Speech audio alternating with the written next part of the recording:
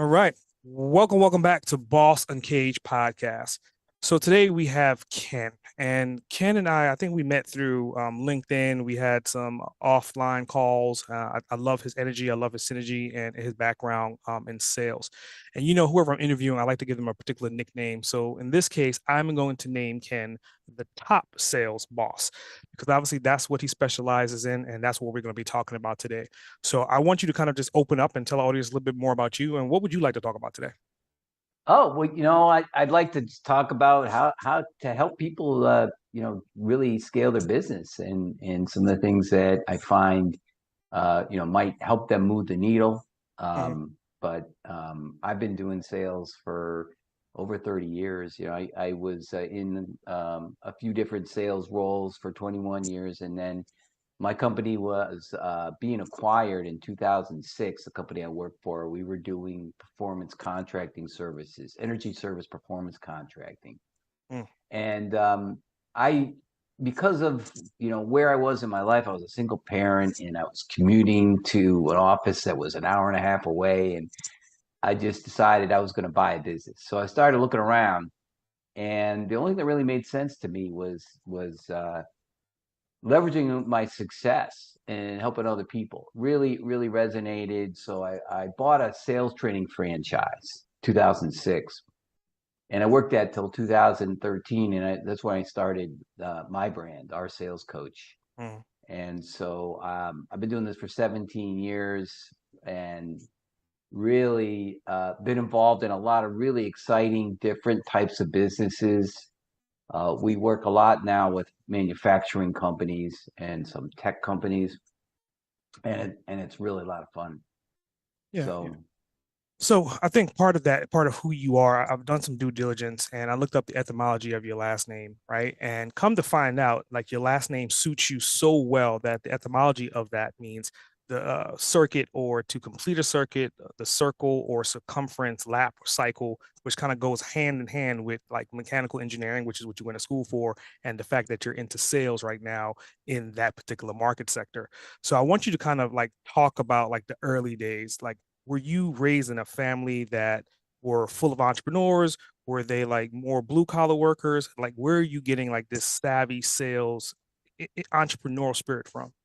definitely not blue collar. Both of my parents are PhDs. Okay, and so education was really important in my family. My father was born in China. He came over when he was 17, and his parents, my grandparents, who I never met, were Advent Christians, and so he had the opportunity to come and get a scholarship when he was 17 years old, but could barely speak English, had about 30 bucks with him, and got a PhD in 5 years in physics. And when I was his age, when he came over here, it was we didn't have the exposure that kids these days have to different vocational opportunities and internships and the different classes that they get exposed to.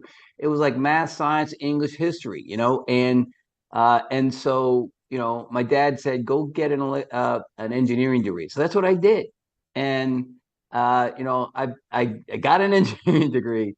And back then, when I graduated, I got the sales jobs that I got because I had an engineering degree. Today it's different. They almost don't want you to have an engineering degree because engineering personalities really don't mesh with sales, Mhm. rejection and prospecting and persistence. It's just, you know, engineers tend to be more like CPAs or lawyers. They're conservative and they're analytical and and so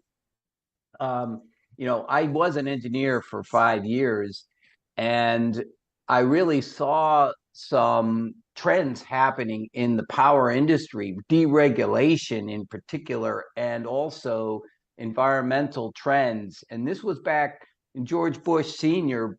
was the first one to pass the Clean Air Act, and that was pretty revolutionary back then. So I followed both of those trends through my career, and I've been fortunate to be able to do that, to recognize trends and then take advantage of those things. But I got a sales job after 5 years of being an engineer, and I'm like, huh, wow, this sales stuff's easy. Hmm. And now I know why I really like the engineering. It didn't really suit me, you know? I Hmm. like being out, meeting people, being influential, and helping people. And it really catered a lot more to my drivers, by what motivates me. Hmm. Yeah. So I think you brought up a couple of different things that we can kind of unpack. So going back to post graduation, let's say 5 years after 1985, you had an opportunity and you worked with Boston Gas Company. So I want you to Right. kind of talk about like how did that help you and mold you to become more of what you are right now in sales? And again, I'm just trying to lay the breadcrumbs to kind of give the historical facts to where you were to where you are right now. Yeah, so in engineering, I was working on designing power plants at combustion. I did work at combustion engineering. I worked at Stone and Webster. We were designing and building power plants, and they started deregulating the electric industry. So, in Massachusetts, where I'm from, we were sort of pioneers. So was California. And the regulators said, look, if you're going to build a new generating station, you've got to prove that just not somebody else can do it independently, more economically for the ratepayers. And you come to find out they could. And so they were building these combined cycle power plants all over the place, and they were natural gas fired. So it was a huge opportunity for us to sell gas into a marketplace, and it was year round. It was summertime gas where it was cheaper because we were predominantly a winter peaking utility. And so then I formed a team of 3 engineers that worked for me, and they were out selling other applications that use gas in the summertime, like natural gas vehicles and gas-fired air conditioning systems and inside the fence cogen systems.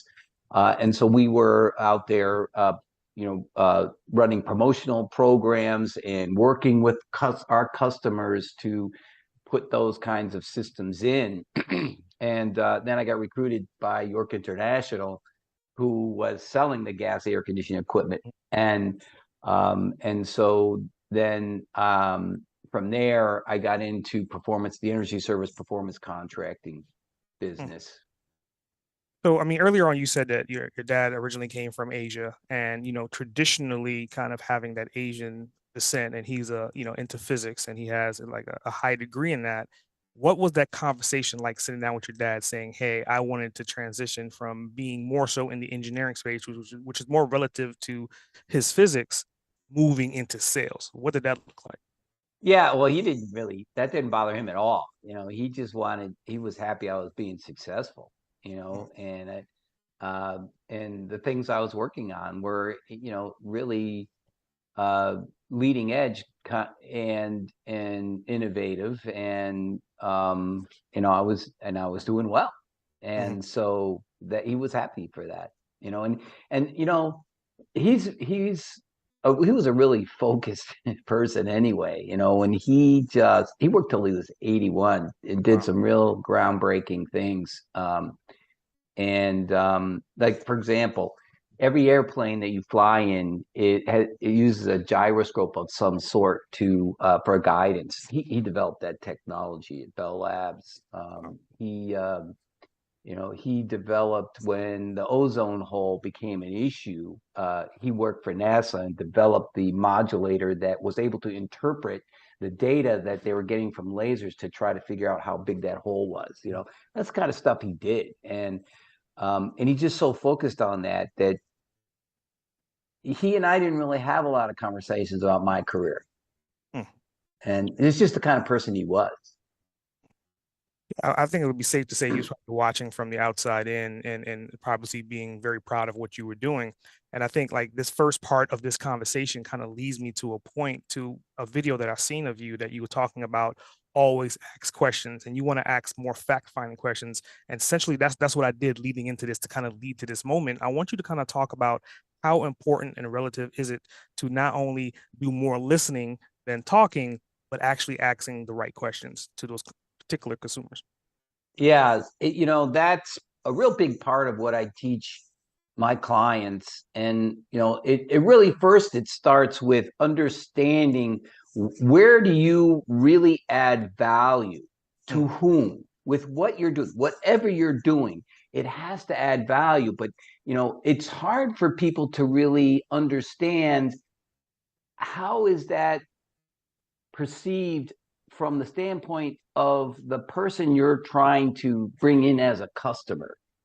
Because we look at things through our own view, and and it's hard for people to really understand, okay, how is this really felt, what is their filter, not my filter. And so, I find, let's just take manufacturers, like I said. If you're a contract manufacturer, they are getting business from a lot of different types of applications. And so it tends to be hard for them to really understand, where's my best opportunity right now. Okay. And then understand, okay, how am I going to make sure I'm penetrating that market to the best of my ability? And then you figure out, okay, what is my marketing plan? What is my prospecting plan? And what do I really need to do to be able to grow at the rate that I expect, or even beyond that? Okay.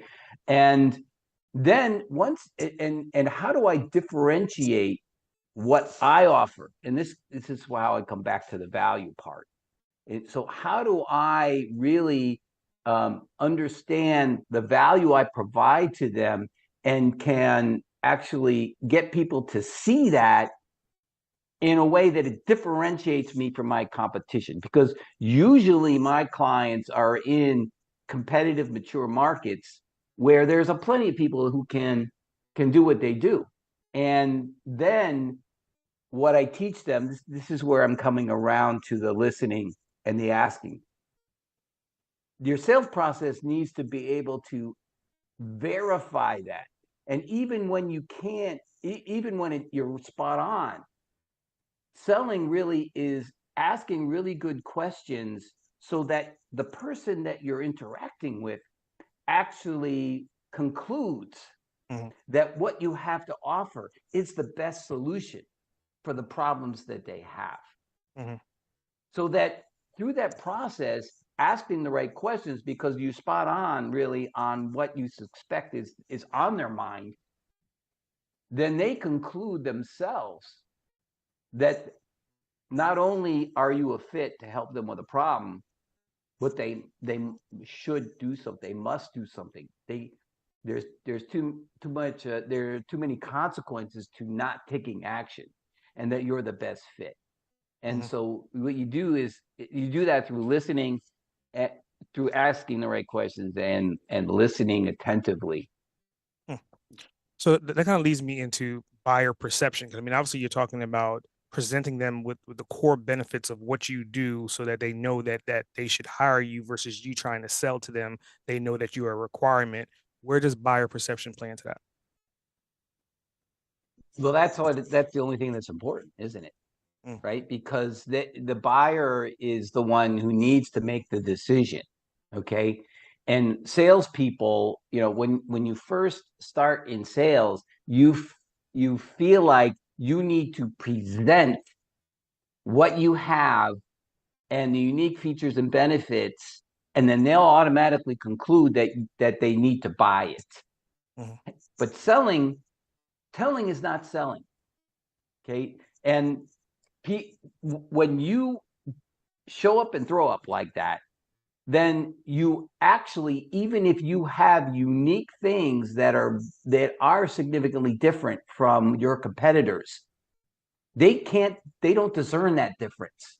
You sound, you look, you act just like everybody else. Okay. So that again, it gets back to really understanding where are your best opportunities, and what is going to resonate with them in a valuable way. Okay. Then asking questions about it. Because when you ask questions about it, you determine, yes, okay, I was right, or yes, that is something they're concerned about, but where the real issue is over here. Okay. Then you continue with that conversation, and they themselves conclude through that interaction, yeah, I need to do something And yes, this is the right decision for me to make. Hmm. It doesn't matter what you think as a salesperson. The Mhm. only important thing is what they think and what they perceive. Hmm. I mean, I think that's a hell of a philosophy. I mean, considering that you're talking about sales reps that are they're trying to market, promote, and sell a particular service or product to the person that can make the decisions at that company. But with sales individuals, like the learning curve could be significant based upon that person's background. So I want you to talk about your training style more, and particularly about your drip training methods. Yeah, well, again, like it starts first of all with what's your strategy? And okay, strategy can mean a lot of things to different people, right? So, but what I mean is, who is it that is? Where is your best opportunity Mhm. right now? Okay, so I'll give you an example. I have a client that manufactures diffusers and grills. Okay, so they 70% of their business is mechanical contractors. They're putting in an HVAC system. They need diffusers and grills. You probably are looking at some in your room you're in now, right? Where the heat and the air conditioning comes out. And so they sell those through distribution companies. Okay. Well, where's their best opportunity? Right now, okay, hospitals. Because during COVID, they changed all the guidelines for ventilation in operating rooms. Okay. Number two, pharmaceutical, right? Pharmaceutical companies, they're building out, they're constantly expanding and developing new things. And clean rooms, it's all done in clean rooms. Chip manufacturing. You may have heard there's a chip act, and we had some serious. The light bulb went on how exposed we are through COVID in where getting all the chips from Taiwan and China. Okay, so there's a lot of fab shops again in clean rooms. Okay, now here's the thing: their distributors aren't the ones that are actually tied into the hospital market. So now they are making new relationships, new distribution partnerships with, and that is a distribution. That's how they should go to market because there's hospitals all over the country, right? So they need to sell through distribution partnerships, right? But the clean rooms, there's only a few companies that do that. Okay. So now I'm working with their sales rep in a direct sales approach. And they're establishing relationships with these key companies that build these clean rooms, and come to find out both of those markets, the people that are buying the systems and putting them in, what the product they want is different. So they're now innovating and developing new products that set them apart. So there's things that they can do with their product that maybe only one other manufacturer can do. And it really makes a big difference for their customer. Okay. So Mhm. once you really think about, okay, where is my best opportunity? Now you can determine, all right, how are we going to get to this market? What are our marketing channels? What are our prospecting channels? And what is the product that they're going to sell? Then you determine what resources you need. Okay. Usually people are like, oh, geez, we need more sales. So I'm going to go hire a salesperson and give them a phone. Well, where's the strat? How do you know you got the right person? You're putting them in the right roles. You're asking them to do the right activities. If you haven't thought through first the market and then the go-to-market strategy, and then what are the activities they need to do to be successful. And so that's the next step: is what is the prospecting channels that are going to get their meetings, and then what is that messaging that will get the attention of the decision maker. And that's where the differentiation comes in. Got it. So then we can figure out what are the activities that they must do to be successful, and what's the formula? How much of that activity in multiple channels for them to get the right amount of meetings? Mhm. Then we work on the sales process so that they're asking the right questions when they're engaged, they're in a meeting with a potential customer who is there to determine, do they want to buy it? Okay. The alternative is they're out there trying to pitch to people to get that meeting. And, people don't want to be sold to. They want to buy. They want someone to help them buy. Mm-hmm. And so that's really our approach, is starting with, the market assessment, the unique selling proposition, your prospecting plan, which includes the channels and the formula, and then the sales process that helps them to close more deals and shorten the sales cycle. So, I mean, the variables are the things that you guys are working with. Kind of falls into the lean canvas. Are you familiar with the lean canvas? Because like you have the value proposition, unfair advantage, customer segments, channels of communication, and so forth. So it seems like you're building upon that. What other business models are you working with inside of like your sales systems? Well, I'm not really sure what you mean by models, but what comes to my mind is how are they tracking what they need to track and getting the data that they need to really understand how efficient they are with their time. Mm. Is that kind of what you mean? Or do you? Partially. I mean, like the prime example, like is marketing. There's marketing systems, right? So Oh, there's sales systems, yeah. and business, there's business systems. And based upon what you just said, it kind of falls into like the lean canvas business model. So it seems like you have some elements of that. I was just wondering, are there any other particular models, whether it's marketing models, whether it's sales models or business models that you're integrating into your current system right now? Well, I mean, I have a sales process that basically, it's value-led selling process. Mhm. And it really is all that I just described, that process that I help my clients through. Other than that, they are sales tools that are essential. And, if sometimes my clients aren't even using a CRM. And if they are using a CRM, a contact relationship management system software, and if they're not, well, then, they're not as efficient as they could be with their time. And most of the time, when they are even using one, they're not really utilizing it to get the data out to really understand how efficient their salespeople are. Mm. Okay. And it's, people don't always think this through. And it just boggles my mind that these software companies developing these products don't make it automatically that you're able to calculate the ratios you need, because sales performance is measured in ratios, Mm. right? What's your average customer value? Mm. It's a simple ratio, right? Like what is your revenue and how many deals did you close? Dollars per sale. Okay, what's your close rate? Mm. How many deals did you close and how many proposals did you put out? Okay, meetings to close ratio, right? So how many first meetings on new opportunities do you need to have in order to close a deal? Then your salesperson knows how many meetings they need to have, and they can focus on doing that, right? What's your lead conversion? It's all in ratios, and they don't automatically set these things up so you can calculate that. You have to, you have to figure out how to, integrate that your software and to be able to do that. I just don't understand why they don't make it automatic. But anyway, Yeah. and now with sales automation, marketing automation, and artificial intelligence tools, there are ways that can help you with nurturing leads and making sure you're not wasting time with people who just aren't ready. Okay.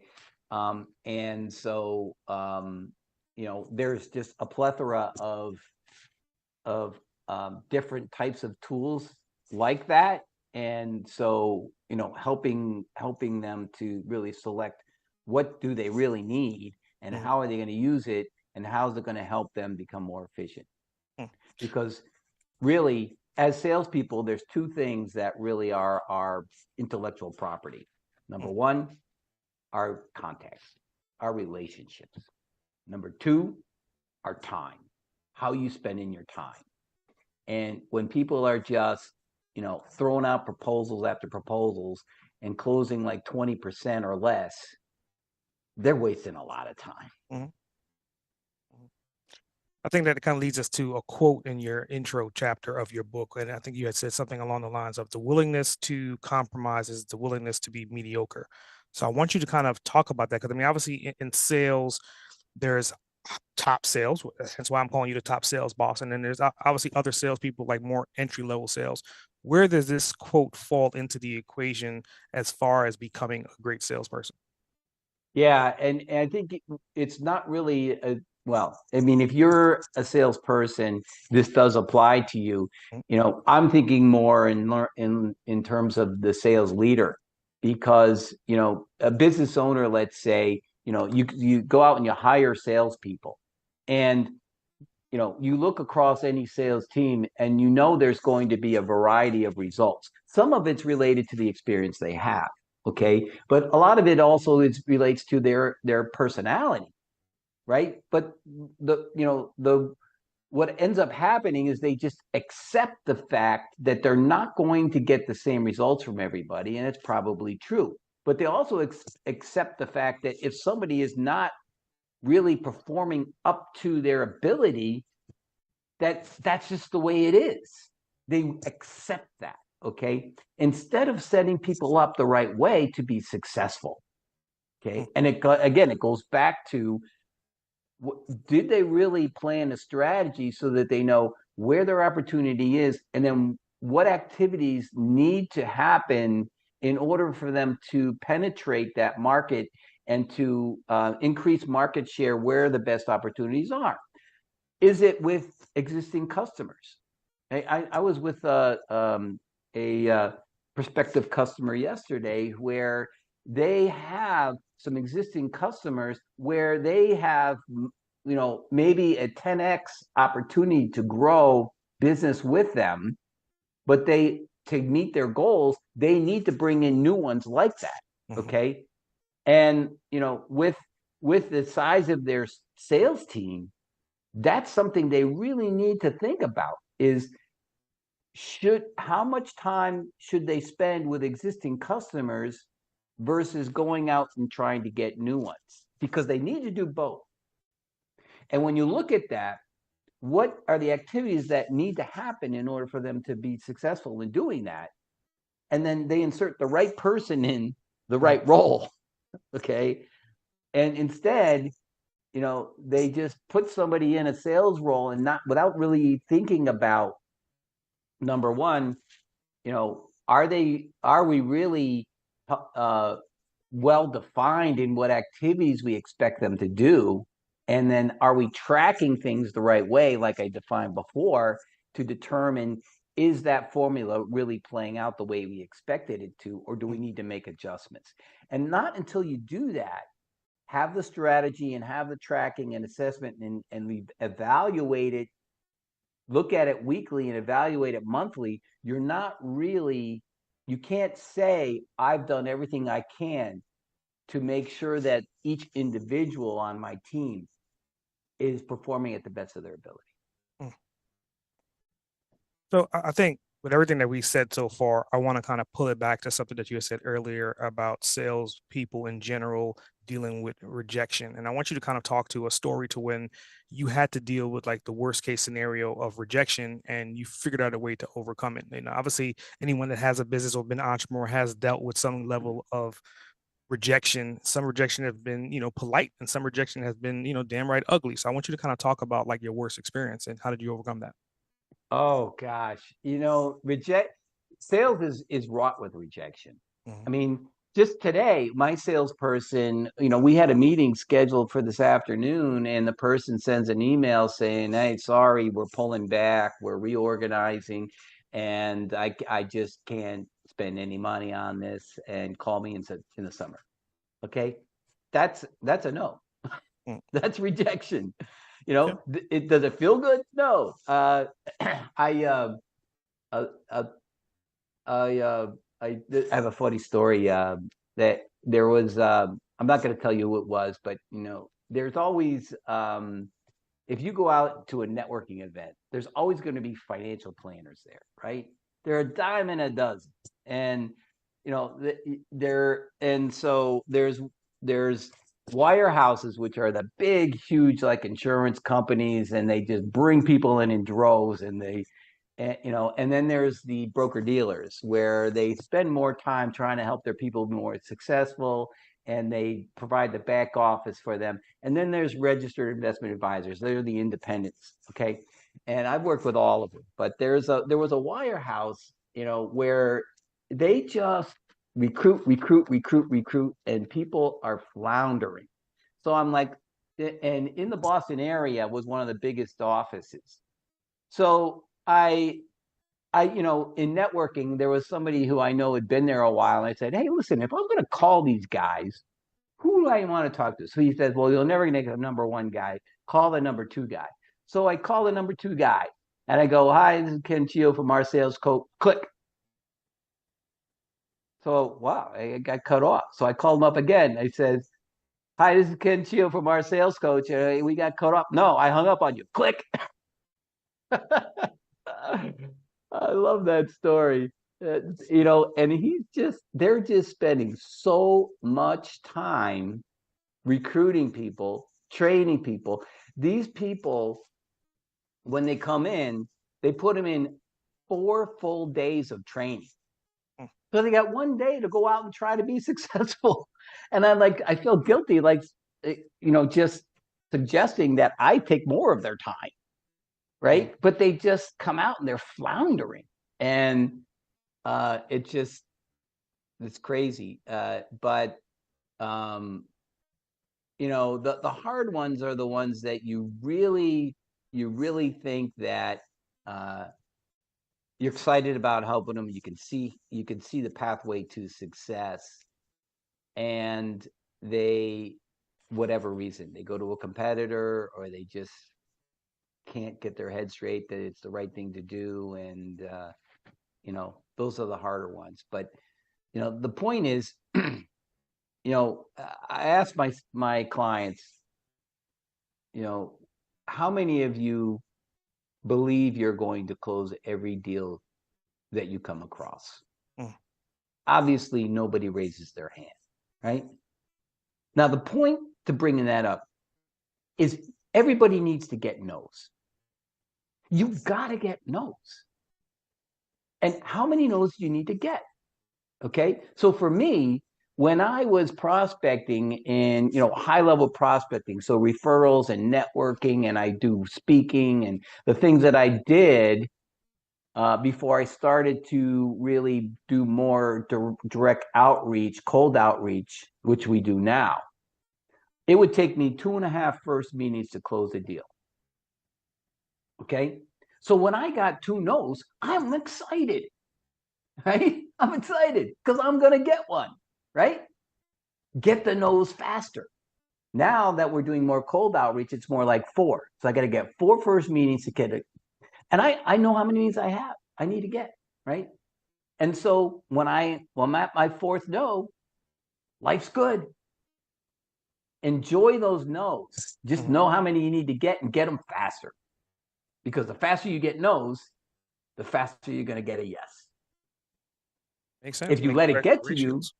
and you stop prospecting because you got 4 no's, well, the only either you're not going to be successful, or it's going to take you longer. Got it. Got it.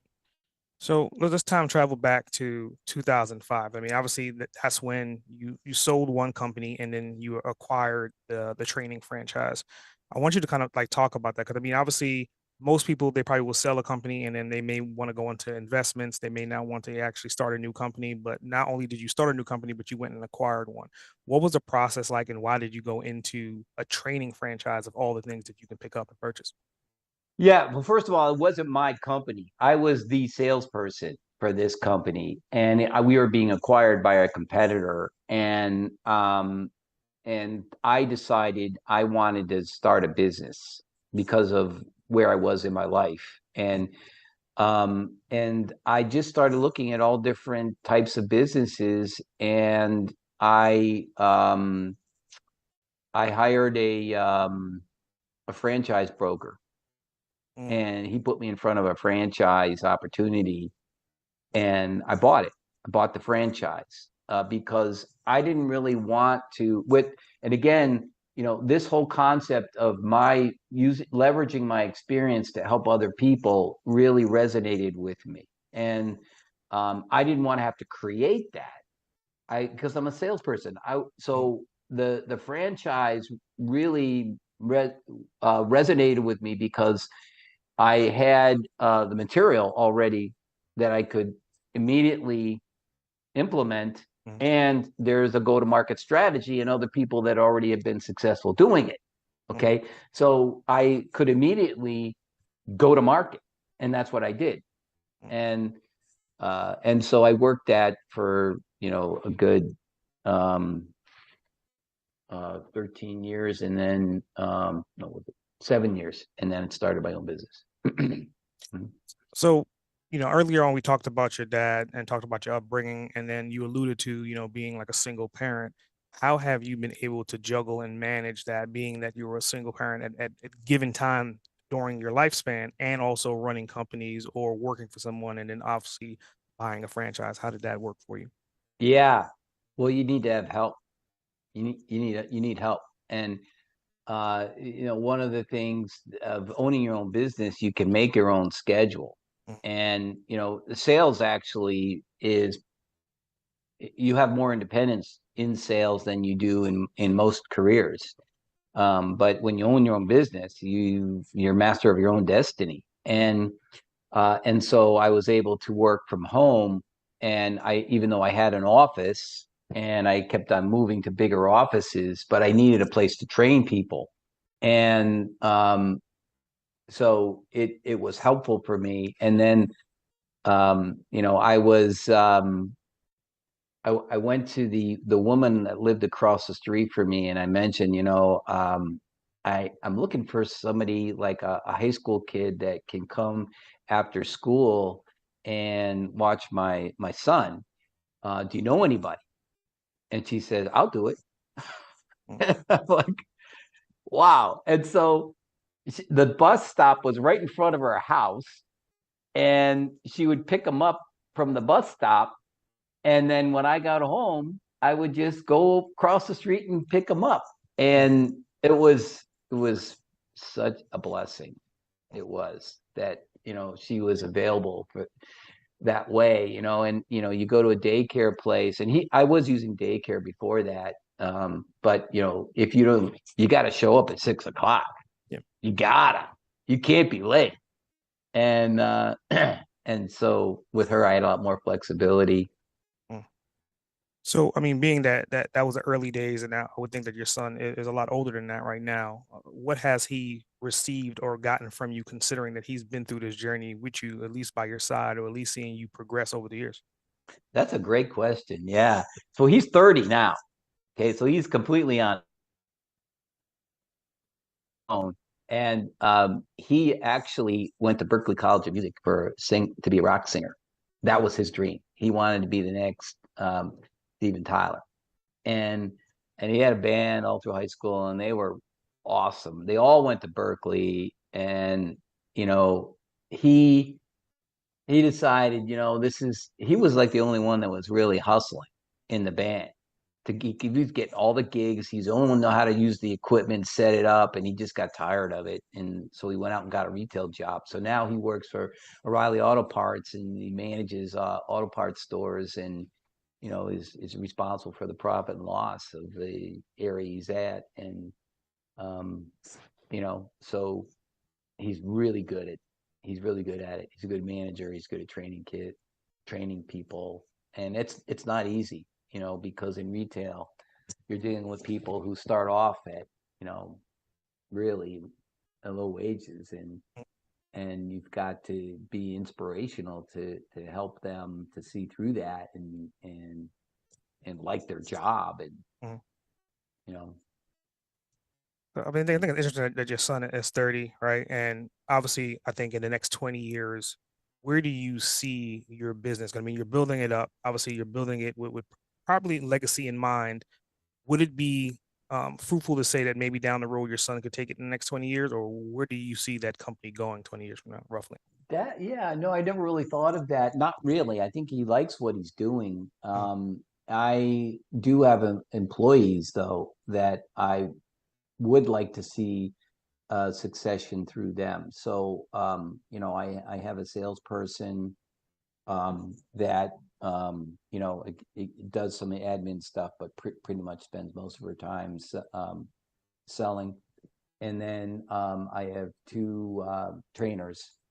They're independent contractors right now, but I Mhm. think they would both like to, you know, continue. And one of them is an ex-Dale Carnegie guy he's in LA and he was Roland Gilbert. He had an opportunity to really buy the LA franchise Mhm. because the person, I don't know what happened to whoever had it, and he just couldn't make the numbers work. But so that he's a possibility. And then I have another gentleman, Dave Fionda, Mhm. who he does some teaching at Bentley College, is a business school here in Boston, and then had just started with me last year, and both do a great job. People love them. Mhm. So there, I could see that happening perhaps. Um, and it's funny because I learned from that experience. That was my vision. Really, was I was going to get this thing going. I would, then bring in two people that would be mini me's. Mhm. Okay, that would be getting customers and doing the training and coaching. And I realized, and so I got somebody who was pretty, he was okay at sales, but he wasn't that good at training.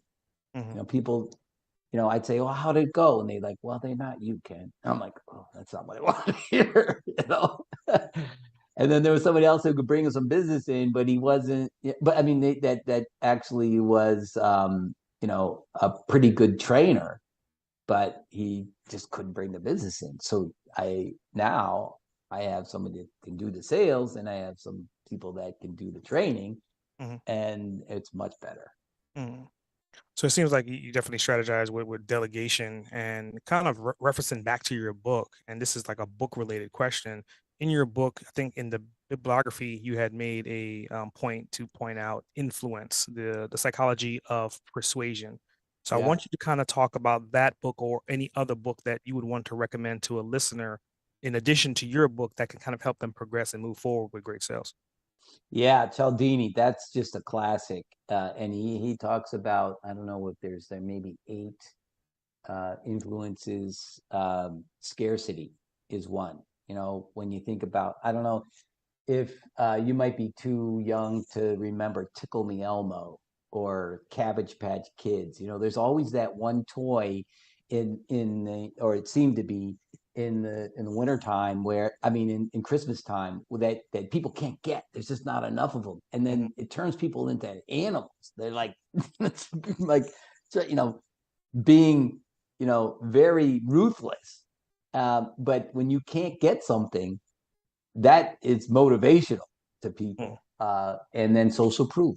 I always tell my clients, um, you need to think about what where a story of a client where you had good success Mhm. in a situation similar to the person you're talking to when you're in a sales meeting, and because social proof is very powerful, and reciprocation. When I teach people how to get referrals, I teach them, that that's how referrals happen, and people don't really realize it, that you know in any business, you need, not even just sales, you need to go beyond expectations to create customer loyalty, right? Just showing up and providing a quality product on time in a professional manner is not customer loyalty. That's what people expect. Mhm. So if you're going above and beyond and taking the opportunity to show your customers that you really do what you do because you have their best interest in mind, you actually have invoked that influence. They actually would want to help you because they know what you're doing for them. And all you need to do is tap into that. Mhm.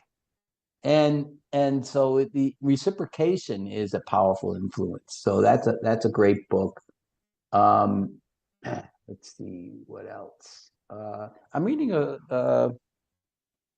it's in the other room, but bullet bulletproof marketing. Again. Mm.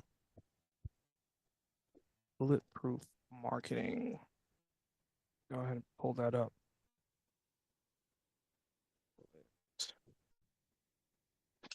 Bullseye.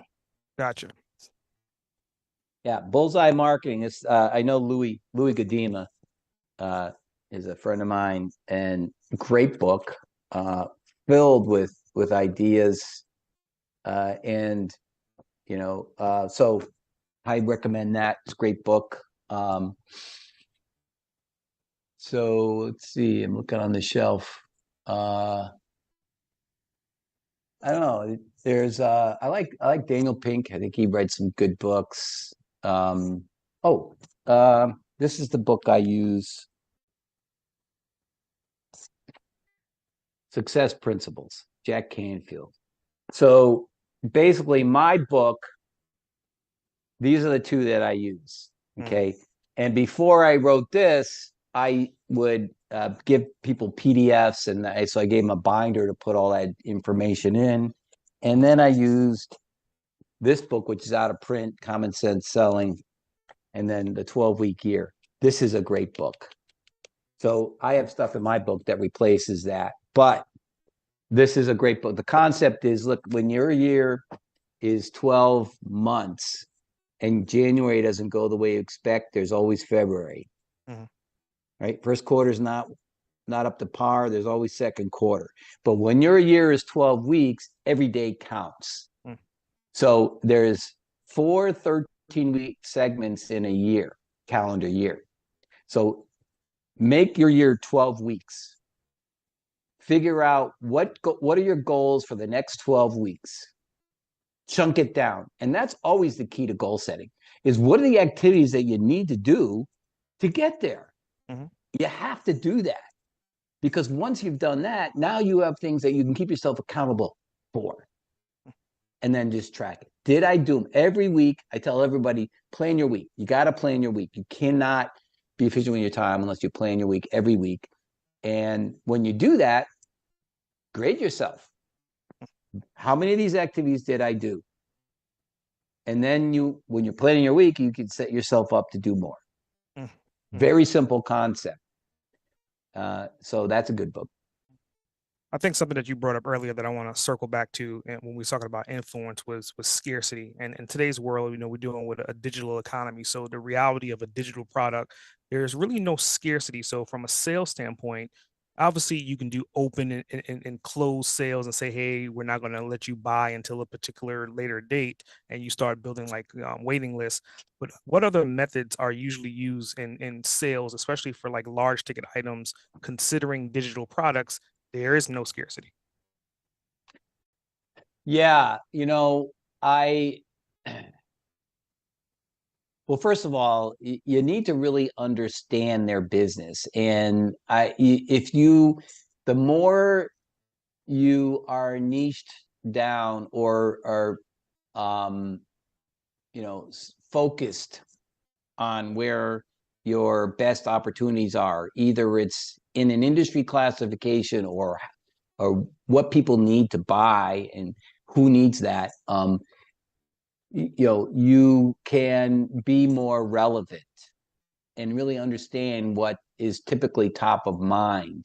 And then, one of the things that I find is commonly a challenge is getting to the decision maker, Mhm. and also getting other influential people involved in the decision, and getting in front of them to really get their input. Okay, and it ties into this whole referral thing. So you need to understand what's important to the person that you're talking to, and when you are uh, you are uncovering what their pains are and the consequences to not fixing it, that's their motivation to introduce you to other people that you need to talk to.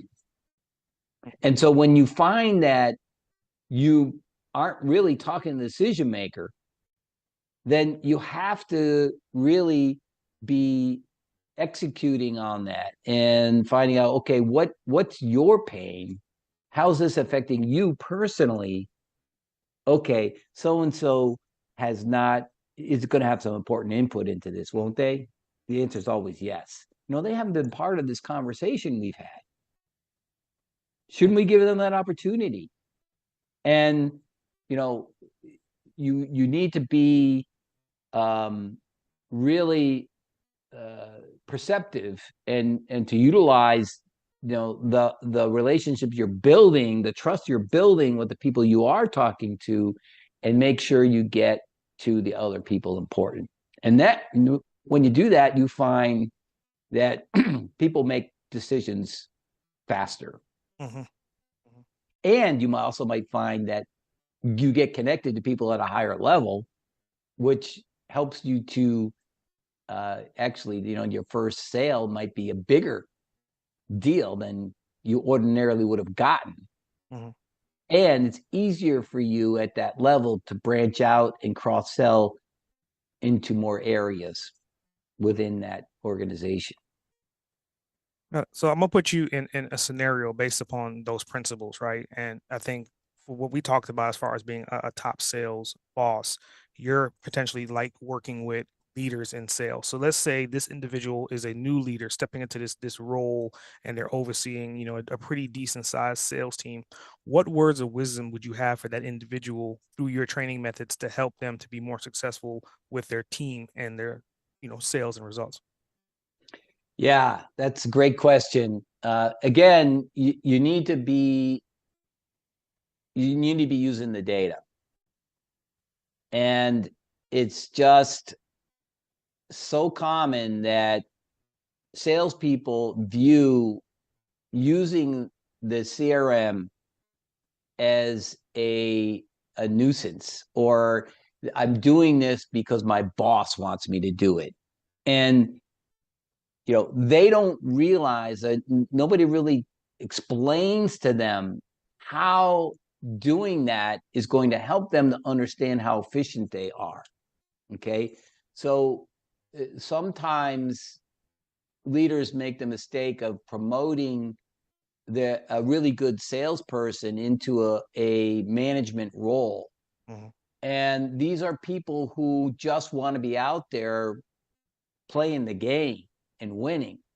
And so they may not have the patience to be wanting to or able to spend time gathering data and massaging the data to really understand where they need to help their team members. Mm-hmm. Okay. And it's just not, it's like fingernails on the blackboard for them. That's not the right person to be a manager.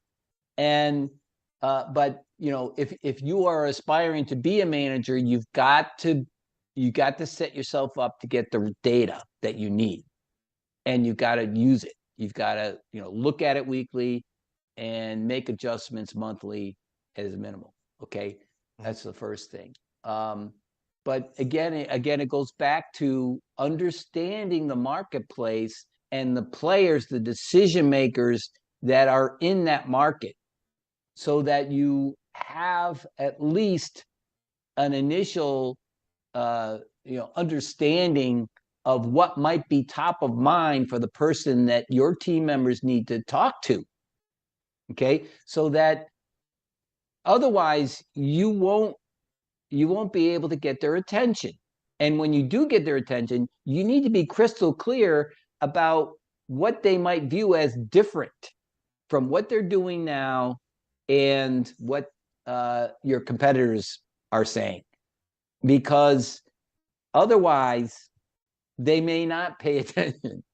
And so you need to help your team members with that, and then make sure that you have a sales process that enables them to ask the right questions when they do get those meetings. Okay. And they are practiced at it. So it becomes habit. Mm-hmm. And then they can really practice attentive listening. Mm-hmm. Okay. And rather than, we as humans, we don't have the ability to really listen all the way through a conversation without really being interrupted by, oh, that reminds me of, or, okay, how am I going to respond to this? Now you stop listening. Okay. People don't listen all the way through.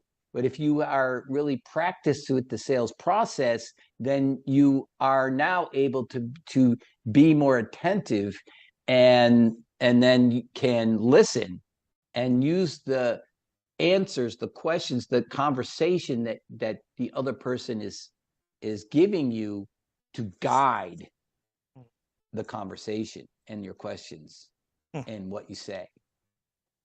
I think it's definitely interesting. So, with you saying that, right? 'Cause that kind of leads into like your training philosophies and your training program. How does this lead sales rep get in contact with you if they're listening right now and they're loving what you're saying? Not only do you have a book, but you also have access to training. Where do you like to send them? Yeah, well, you can link up with me on LinkedIn. My LinkedIn URL is Ken Cheo, Cheo, or just send me an email, kcheo at oursalescoach.com, or just go to our website, our sales coach, our salescoach.com, and there's ways to get a hold of me there. Cool. So plenty of ways. And if you would like a book, copy of my book, I will. The first 5 people that contact me and just say that they were attended this podcast. First 5 people that say they'd like a copy of the book, just make sure that they mentioned the Boss Uncaged podcast. I'll send them a book. Great. Great. So for the listener, I would definitely take him up on that offer. I mean, I think obviously he's a hell of a salesperson. He's been in the game a long, long, long time. So going into like a two-part question as far as closing, and the first part is just kind of more of a relaxed question. And it's a standardized question that I usually ask. But for you, I think it's going to be interesting considering that you have like the science background, but you love sales. If you had an opportunity to spend 24 hours with anyone, and this person could be someone that you've never met, someone from the past that died before you were even born, who would that person ideally be for you and why? Wow. Oh, geez. Who would I want to spend 24 hours with? Um, hmm, that's a good question. Um, I'm not sure about that. I guess there's a lot of really good business people that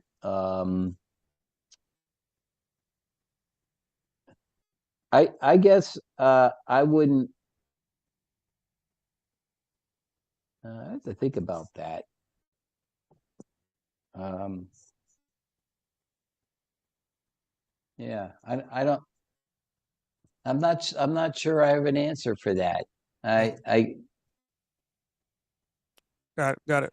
So, like, let's just switch that question up then. Let's go into what is your greatest achievement to date, considering that you've been part of acquisitions, you've been a great salesperson. Like to you, what so far has been your pinnacle point of your career? Oh, okay. That's interesting too. I would say, you know, I have small wins, on a regular basis. And so, for example, I've got a client that was the vice president of sales for Americas for an Australian water jet cutting equipment manufacturer. And he grew his sales. He doubled, pretty much doubled, and so they made him the America's president. Hmm. Okay, and when things like that happen, that's success for me. And now he's brought in a regional salesperson because they sell primarily through distribution companies, and and that person's now working more closely with the distribution companies in from the Midwest to the West Coast, and continuing to grow the business. And then they were bought. The company was bought by an Italian company, and so they're when things like that happen, that's success for me. Very interesting. So going into closing, I'd like to give whoever I'm interviewing an opportunity to become the host of Boston Cage. So now Boston Cage is your show. I'm your guest. You're the host. Do you have any questions for me? Uh, yeah. I, so podcasts, how do you leverage a podcast, and what is that?